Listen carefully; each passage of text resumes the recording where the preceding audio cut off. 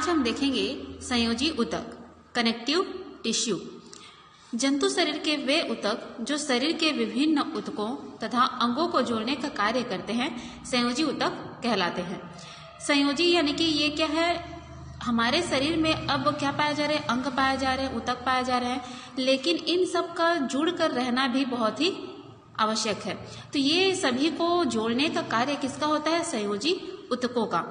इसीलिए इसका नाम क्या रखा गया है, संयोजी। ये क्या करता है, संयोग कराता है, सबको एक कनेक्ट करता है। ठीक है, इसलिए इसको क्या बोला जा रहा है, कनेक्टिव टिश्यू, एक कनेक्टिंग लिंक बनाता है। ठीक, अन्य ऊतकों की तुलना में यह शरीर में अत्यधिक मात्रा में पाया जाता है। इनकी उत्पत्ति मेसोडर्म से होती है। मेसोडर्म आप जानते हैं कि 3 जर्म लेयर होते हैं, एक्टोडर्म, मेसोडर्म और एंडोडर्म। इन्हीं तीनों जर्म लेयर से शरीर के विभिन्न भागों का निर्माण होता है। तो यहाँ पर संयोजी ऊतक का निर्माण किससे हो रहा है, मेसोडर्म से हो रहा है। अतः हर्टविग ने 1883 में इसे मेसेनकाइमा नाम दिया। ठीक है, किसको, कनेक्टिव टिश्यू को मेसेनकाइमा नाम दिया। यह शरीर के लगभग 20% भाग का निर्माण करता है। इस ऊतक में अंतरकोशिकीय जो पदार्थ होते हैं वो पाए जाते हैं। तो उस पदार्थ को क्या बोला गया है यहाँ पर, अधात्री या मैट्रिक्स जिसे कहा जाता है। ठीक है, अंतरकोशिकीय पदार्थ पाए गए जिसे मैट्रिक्स कहा गया। अब यहाँ पर सबसे मेन चीज इसका देखते हैं कि इसके कार्य क्या है, इनकी संरचना, प्रकार, उनके बारे में एक एक करके देखते हैं। कार्य सबसे पहले देखते हैं। तो संयोजी ऊतकों का प्रमुख कार्य शरीर के विभिन्न ऊतकों तथा अंगों को जोड़ना होता है। बहुत ही इजी सा है याद रखने के लिए। ठीक है, अगला है इसका संयोजी ऊतक की संरचना। तो वो संरचना में हम लोग सबसे पहला पॉइंट देखते हैं इसका अधात्री, जिसे मैट्रिक्स कहा जाता है। यह कोशिकाओं के बीच खाली स्थान में पाया जाने वाला पदार्थ है। यह समांगी, अर्धतरल तथा पारदर्शी होता है। यह ऊतक का अजीवित एवं अकोशिकीय भाग होता है, यानी कि ये क्या होते हैं, डेड सेल होते हैं। ठीक है, और अकोशिकीय बोल रहा है। इनमें मुख्य रूप से प्रोटीन तथा कार्बोहाइड्रेट पाए जाते हैं। कभी कभी इनमें कुछ लवण भी अधिकता में पाए जाते हैं, जिससे यह कठोर हो जाता है। तो ये इसके मैट्रिक्स की संरचना में ये किस तरीके का होता है, ठीक है, वो इनके कंपोजिशन को ये बता रहा है, संगठन को। अगला इसमें हम लोग देखेंगे कि जो कनेक्टिव टिश्यू होते हैं उनमें क्या या फिर कौन कौन सी सेल्स पाए जाते हैं। आप लोग देख सकते हैं मैट्रिक्स में अनेक प्रकार की कोशिकाएं पाई जाती है। ये मैट्रिक्स की बात हो रही है। ठीक है, मैट्रिक्स ये पूरा इस तरीके से वो अर्धतरल पारदर्शी पदार्थ होता है और उसी में ही ये जो सेल्स हैं वो पाए जाते हैं। तो फर्स्ट में दिया हुआ है प्लाज्मा सेल। प्लाज्मा सेल जो होता है ये एंटीबॉडीज के निर्माण हेतु क्या होता है, मतलब इसका कार्य यही होता है कि ये एंटीबॉडीज का निर्माण करता है। आप लोग जानते हैं एंटीबॉडीज क्या होता है। हमारे शरीर में एंटीबॉडीज का निर्माण कब होता है, जब कोई हानिकारक पदार्थ हमारे शरीर में एंटर करता है, ठीक है, प्रवेश करता है, तो उसके अकॉर्डिंग हमारे शरीर में एंटीबॉडीज का निर्माण होता है, जिससे उन दोनों के बीच रिएक्शन से क्या होगा, ये जो एंटीबॉडी है ये अपने फंक्शन से जो एंटीजन यानी कि जो हानिकारक पदार्थ होता है उसको मार देता है। ठीक है, तो इसी तरीके से जैसे ही हमारे बॉडी में, मतलब ये हमेशा बनते नहीं रहते हैं, जब इनकी जरूरत होती है तभी ये निर्मित होते हैं, पहले से ये बन के रेडी नहीं रहते हैं। ठीक है, इतना याद रखना है। जब कोई भी हानिकारक पदार्थ हमारे बॉडी में इंटर करेगा तभी एंटीबॉडीज का निर्माण होगा। सेकेंड है इसमें एडिपोज कोशिका या फिर वसीय कोशिका जिसे बोला जाता है। तो ये किसका संग्रहण करता है, वसा संग्रहण के लिए ये रिस्पॉन्सिबल होता है। अगला क्या दिया है, फाइब्रोब्लास्ट सेल्स हैं। तो इनमें क्या है, अधात्री एवं रेशों के निर्माण के लिए ये रिस्पॉन्सिबल होता है। हिस्टियोसाइट्स, तो ये है कोशिकीय कचरे के पाचन के लिए। कोशिकीय कचरे यानी कि यहाँ पर हानिकारक जो पदार्थ है, ठीक है, जो सेल में हानिकारक कचरे यानी कि वही है जो हमारे शरीर के लिए क्या है, हानिकारक है, उसी को यहाँ पर कचरा बोला गया है, तो उसके पाचन के लिए ये जिम्मेदार होता है। अगला क्या दिया है, लिम्फोसाइट है। लिम्फोसाइट जो है ये WBC को बोला जाता है, ठीक है। WBC यानी कि श्वेत रक्त कणिकाएं को ही लिम्फोसाइट बोला जाता है। तो ये भी क्या करता है, कोशिकीय कचरे के पाचन में सहायक होता है। सेम चीज इसका भी फंक्शन है। अगला दिया है मास्ट सेल। ये क्या करते हैं, हिस्टामिन, हिपेरिन तथा सेरोटोनिन उत्पन्न करने के लिए ये जिम्मेदार होता है। अगला है मेसेनकाइमल सेल्स। विभिन्न प्रकार के संयोजी कोशिकाओं को उत्पन्न करने के लिए ये जिम्मेदार होते हैं। अगला है क्रोमेटोफोर्स। जंतुओं में विभिन्न प्रकार के रंग उत्पन्न करने के लिए, विभिन्न प्रकार के रंग यानी कि जो वर्णक होते हैं उनके लिए ये उत्तरदायी होता है। लास्ट दिया है रेटिकुलर कोशिका, बाह्य पदार्थ एवं रोगाणुओं के भक्षण के लिए, ठीक है।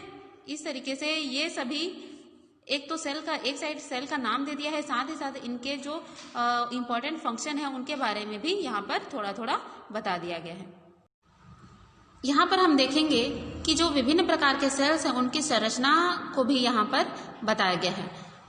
ए वाला जो डायग्राम है ये किसका है, फाइब्रोब्लास्ट है। बी में आप लोग देखेंगे एडिपोज, इस तरीके से, ठीक है। सी में है प्लाज्मा सेल है, ये मास्ट सेल हो गया। ई में आपका दिया है हिस्टियोसाइट, एफ में दिया है लिम्फोसाइट, ठीक है, WBC।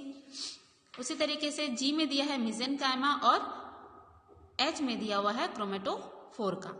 तो ये जो विभिन्न प्रकार के सेल है उनकी संरचना भी अलग अलग प्रकार की आप लोग देख सकते हैं, ठीक है। अब हम लोग इसकी संरचना में अगला पॉइंट देखते हैं, संयोजी ऊतक तंतु, कि इनमें कितने प्रकार के फाइबर यानी कि तंतु पाए जाते हैं। इस ऊतक की अधात्री में कुछ तंतु भी पाए जाते हैं। ये निम्न 3 प्रकार के होते हैं। पहला क्या दिया है, कोलेजन तंतु। इसका क्या है, कोलेजन प्रोटीन से निर्मित एवं सफेद रंग का होता है। जो कोलेजन तंतु होगा ये क्या है, कोलेजन इसके नाम में ही है, ये कोलेजन प्रोटीन से बनता है और ये सफेद रंग के होते हैं। सेकेंड में दिया है इलास्टिक तंतु। इलास्टिक तंतु जो होते हैं ये इलास्टिन प्रोटीन से बने होते हैं और ये पीले रंग के होते हैं। इस कारण इन्हें क्या बोला जाता है, येलो इलास्टिन फाइबर। अगला क्या दिया है, रेटिकुलर तंतु। रेटिकुलिन प्रोटीन से निर्मित होता है, साखित है, कोमल, लोचहीन तथा सफेद। इनका कलर क्या होगा, सफेद होगा। तो इस तरीके से इसमें 3 टाइप के फाइबर पाए जाते हैं, किसमें, संयोजी ऊतकों में। अब हम देखेंगे संयोजी ऊतकों के प्रकार। तो संयोजी ऊतक जो होते हैं ये 4 टाइप के होते हैं, जैसा आपकी ये जो रे डायग्राम है उसमें दिखाई दे रहा है। फर्स्ट में दिया है वास्तविक संयोजी ऊतक, प्रॉपर कनेक्टिव टिश्यू। तो ये फिर से 4 टाइप के हैं। फर्स्ट में दिया है अंतराली, सेकंड में दिया है वसीय, थर्ड में वर्णक युक्त और फोर्थ में दिया है रेटिकुलर। तो एक एक करके हम लोग चलिए सभी को देख लेते हैं। सबसे पहले हम लोग स्टार्ट करते हैं सामान्य अथवा वास्तविक संयोजी ऊतक से, सिंपल और प्रॉपर कनेक्टिव टिश्यू। तो इसमें फर्स्ट क्या टाइप था, अंतराली संयोजी ऊतक। तो अंतराली जो संयोजी ऊतक होते हैं उनका चित्र इस तरीके से यहाँ पर दिया हुआ है। चित्र में आप लोग साफ साफ देख सकते हैं। तो इनका क्या है, हम लोग उसको भी देख लेते हैं। यह सरल एवं लूज कनेक्टिव टिश्यू होते हैं। मतलब इनकी संरचना क्या होती है, बहुत ही सरल होती है। लूज यानी कि ये क्या है, सघनता से ये चिपके हुए नहीं रहते हैं, ये थोड़े क्या होते हैं, लूज होते हैं, ठीक है। जिसमें चिपचिपी तथा पारदर्शी मैट्रिक्स पाई जाती है। आप लोग देख सकते हैं ये मैट्रिक्स, ये जो दिखाया जा रहा है ये तरल पारदर्शी पदार्थ क्या है, मैट्रिक्स है, जो कि चिपचिपी होती है। इसमें तंतुओं का जाल पाया जाता है। ये लाइनिंग देख रहे हैं आप लोग, इस तरीके से एक तंतुओं का जाल इसमें पाया जा रहा है। इसमें 2 प्रकार के आपको तंतु दिखाई दे रहे हैं। एक तो ये क्या है, बंडल में है, और एक क्या है, सिंगल में, ठीक। तो इन दोनों के बारे में भी हम लोग देखेंगे। क्या पाया जा रहा है, इसमें तंतुओं का जाल पाया जाता है। यह सामान्यतया अंतरांगों के चारों ओर झिल्ली के रूप में पाया जाता है, यानी कि जितने भी अंतरांग होते हैं, ठीक है, उनके चारों ओर ये पाया जाता है। इसके अलावा यह त्वचा के ठीक नीचे रक्त वाहिनियों तथा तंत्रिकाओं के चारों तरफ भी पाया जाता है। इसके अलावा यह पेशियों के मध्य में भी झिल्लियों के रूप में अल्प मात्रा में पाया जाता है। तो ये कहाँ कहाँ पाया जाता है उसको बताया गया है। जो ये अंतराली संयोजी ऊतक है, निम्न प्रकार की कोशिकाएं इनमें पाई जाती हैं। तो इनकी संरचना के साथ साथ इसको देखते जाने हैं आप लोग को कौन कौन सी हैं। इसमें पाया जाता है फाइब्रोब्लास्ट कोशिकाएं। नीचे की ओर देखिए यहाँ पर न्यूक्लियस ऑफ फाइब्रोब्लास्ट। ठीक है, ये कैसी होती हैं? ये कोशिकाएं आकार में बड़ी होती हैं, चपटी होती हैं, शाखित तथा पतली दीवार युक्त होती हैं। ये जो आप लोग देख रहे हैं ये सभी क्या है? फाइब्रोब्लास्ट है। इनका केंद्रक क्या होता है? गोल अथवा अंडाकार होता है। ये कोशिकाएं श्वेत अथवा पीली रंग की होती हैं, जो क्रमशः श्वेत एवं पीली फाइब्रोब्लास्ट का निर्माण करती हैं। फाइब्रोब्लास्ट के फंक्शन में हम लोग क्या देखे थे कि ये फाइबर का निर्माण करते हैं, यानी कि रेशों का। ठीक है, यहाँ अभी कुछ देर पहले हम लोग फाइब्रोब्लास्ट जो होता है उसके बारे में देखे थे कि ये क्या है? मैट्रिक्स में पाए जाते हैं और रेशों के निर्माण के लिए उत्तरदायी होते हैं। ठीक है, इसलिए फाइबर, देखो ये फाइब्रो, ये किससे बना है? ये वर्ड फाइबर से, इसलिए इसको क्या बोला जा रहा है? फाइब्रोब्लास्ट। नेक्स्ट में देखते हैं हम लोग मास्ट सेल। तो मास्ट सेल डायग्राम में देखिए आप लोग इस तरीके से ये गोलनुमा संरचना, ठीक है, जो कि मैट्रिक्स में पाया जा रहा है। ये बड़ी, गोल, अंडाकार तथा बहुभुजी होती हैं। इनके केंद्रक छोटा तथा कोशिका द्रव्य दानेदार होता है। ये खासकर रक्त नलिकाओं के चारों ओर पाए जाते हैं। ये हिपेरिन, सेरोटोनिन नामक पदार्थ का सिक्रेशन करते हैं। ठीक है, मास्ट सेल के फंक्शन में हम लोग क्या देखे थे कि ये हिस्टामिन, हिपेरिन तथा सेरोटोनिन क्या है? उत्पन्न करने के लिए जिम्मेदार होते हैं। तो ये तो पहले क्या है? किसका सिक्रेशन कर रहे हैं? हिपेरिन और सेरोटोनिन का। हिपेरिन एक प्रकार का क्या है? कार्बोहाइड्रेट है, जो रक्त को जमने से रोकता है। किसकी बात हो रही है यहाँ पर? हिपेरिन की। हिपेरिन एक तरीका क्या है? कार्बोहाइड्रेट है, जो कि रक्त के जमने को रोकता है। दूसरी ओर जो सेरोटोनिन होता है, यह एक प्रकार का प्रोटीन है जो वाहिनियों को संकुचित रखकर रक्तचाप को बढ़ाता है। यानी कि अगर जो रक्त वाहिनियां हैं वो संकुचित नहीं होंगी तो उनके अंदर प्रेशर नहीं बनेगा, और प्रेशर नहीं बनेगा तो उनमें रक्त का बहाव भी क्या हो जाएगा? लो हो जाएगा। ठीक है, तो यहाँ पर इसका कार्य मतलब यह कार्य कौन करता है? सेरोटोनिन का होता है। यह विभिन्न प्रकार के एलर्जेंस अर्थात एलर्जी पैदा करने वाले पदार्थ से प्रभावित होती है। मतलब जैसे ही ऐसी कोई चीज जो कि हमारे बॉडी को क्या है? एलर्जी उत्पन्न करता है या फिर एलर्जेंस उसमें पाया जाता है, तो उससे कौन प्रभावित होता है? सेरोटोनिन प्रभावित होता है। ऐसी स्थिति में किसका सिक्रेशन होता है? हिस्टामिन नामक पदार्थ का सिक्रेशन होता है। ठीक, अगला है प्लाज्मा सेल। ये आकार में छोटी, संख्या में कम तथा गोलाकार अथवा अंडाकार होती हैं।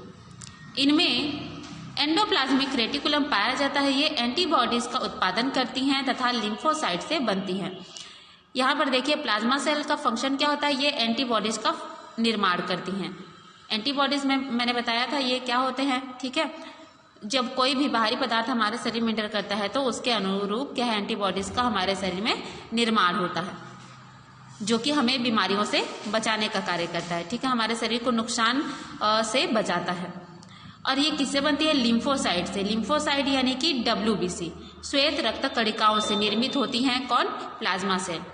नीचे में हम लोग देखते हैं लिम्फोसाइट, ये रक्त एवं लसिका में पाई जाती हैं। कभी कभी संयोजी ऊतक में भी प्रवेश कर जाती हैं। इनका आकार अनियमित होता है। ये शरीर के अंदर प्रवेश करने वाले हानिकारक पदार्थ तथा रोगाणुओं को नष्ट करते हैं। इसके अलावा ये प्रतिरक्षी तथा प्रतिकारक पदार्थ का सिक्रेशन करती हैं।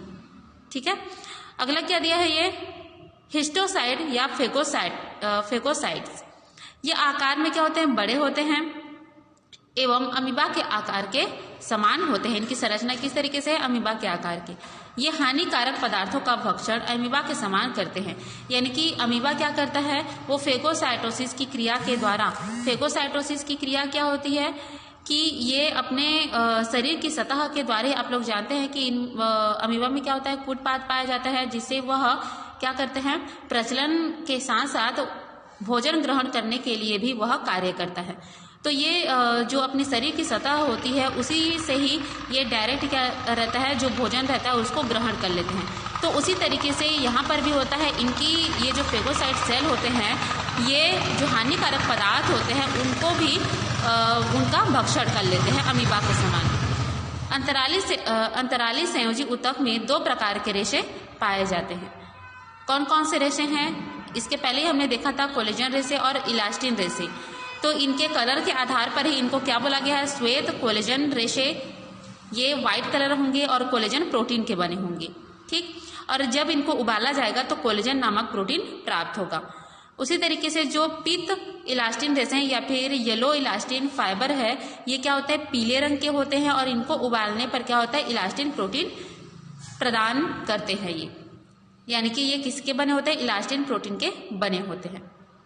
सेकेंड टाइप हम देखते हैं वसीय ऊतक या एडिपोज टिश्यू। यह ऊतक मुख्यतः त्वचा के नीचे गुर्दे के पास अस्थि मज्जा तथा मेसेंट्रियम में पाया जाता है। इसकी कोशिकाएं अंतरालीय ऊतक के समान ही होती हैं, परंतु इनकी फाइब्रोब्लास्ट कोशिकाओं में अत्यधिक मात्रा में वसा संचित होती है। इसी कारण ही इन्हें क्या बोला जाता है, वसा कोशिकाएं या फिर वसीय ऊतक बोला जाता है। पुरुषों की अपेक्षा स्त्रियों में यह ऊतक अधिक मात्रा में पाया जाता है। आप लोग देख सकते हैं एक वसीय ऊतक की संरचना किस तरीके से है। इसमें देख सकते हैं आप लोग, इसमें कनेक्टिव टिश्यू सेल पाया जा रहा है। एडिपोसाइट या फिर फैट सेल है, ये आप देख रहे हैं, ये सभी क्या है, फैट सेल है। अगला है इसमें एम्प्टी फैट सेल, ये इसके अंदर आप लोग देखेंगे तो फैट सेल पाया जा रहा है, लेकिन ये वाला संरचना आप लोग देख रहे हैं कि ये क्या एम्प्टी है, यानी कि खाली है, ठीक है, खाली वसीय कोशिका है। इसमें आप लोग देखेंगे व्हाइट फाइबर पाए जा रहे हैं, यानी कि श्वेत जो कोलेजन फाइबर होते हैं वो, और उसके बाद है क्या दिया है, फैट ग्रेन्यूल्स, यानी कि ये भी ग्लोब्यूल भी पाए जा रहे हैं। इस तरीके से आप लोग सभी में देखेंगे कि न्यूक्लियस भी ये प्रेजेंट है। वसीय ऊतक में संचित वसा आवश्यकता पड़ने पर श्वसन क्रिया द्वारा जलकर ऊर्जा प्रदान करती है। इसके अलावा यह शरीर के ताप को नियंत्रित करता है तथा अधिक दबाव एवं धक्कों से ये बचाता है, ठीक है। तो इस तरीके से इसका ये फंक्शन है। थर्ड है इसका वर्णक युक्त ऊतक, पिगमेंट टिश्यू। यह एक रूपांतरित अंतरालीय संयोजी ऊतक है जिसकी अधात्री यानी कि मैट्रिक्स में पाई जाने वाली तंतुओं तथा कोशिकाओं के साथ कुछ क्रोमेटोफोर पाए जाते हैं। क्रोमेटोफोर यानी कि ये क्या है, पिगमेंट टिश्यू है, पिगमेंट सेल है, इस तरीके से बोल सकते हो। इसमें वर्णक पिगमेंट, ठीक है, पिगमेंट जो ग्रेन्यूल होते हैं वो पाए जाते हैं, अतः यह रंगीन दिखाई देते हैं। यह सामान्यतया त्वचा की डर्मिस तथा आंख की कोरोइड पटल एवं आइरिस में पाया जाता है। त्वचा की डर्मिस में पाए जाने के कारण स्किन का कलर क्या होता है, अलग अलग होता है। उसी तरीके से आंखों की जो कोरोइड पटल और आइरिस है, इसके कारण आंखों का भी कलर क्या रहता है, वो सभी का अलग अलग होता है। अगला क्या दिया है, फोर्थ में जालिकामय या रेटिकुलर ऊतक। इस प्रकार के ऊतक में अनेक जालिका तंतुओं का जाल पाया जाता है। यह है जालिकामय ऊतक, ये आपके वर्णक युक्त संयोजी ऊतक की संरचना है।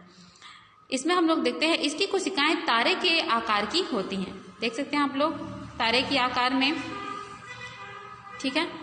ये जल में असमान रूप से बिखरी हुई, ये जाल में असमान रूप से बिखरी हुई पाई जाती हैं। इन कोशिकाओं की शाखाएं आपस में जुड़ी हुई होती हैं।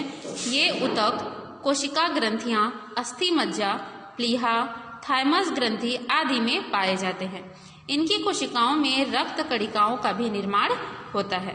तो इस तरीके से जो फर्स्ट संयोजी ऊतक का टाइप है, विक संयोजी ऊतक, उनको 4 प्रकार में डिवाइड किया गया था। तो उन चारों में क्या क्या था, पहले तो था अंतराली संयोजी ऊतक, दूसरा में हमने देखा वसीय ऊतक, तीसरा है वर्णक युक्त ऊतक और चौथा है जालिकामय या रेटिकुलर ऊतक। इन चारों के बारे में देख लिए। कल हम देखेंगे रेशेदार अथवा तंतुमय संयोजी ऊतक के बारे में।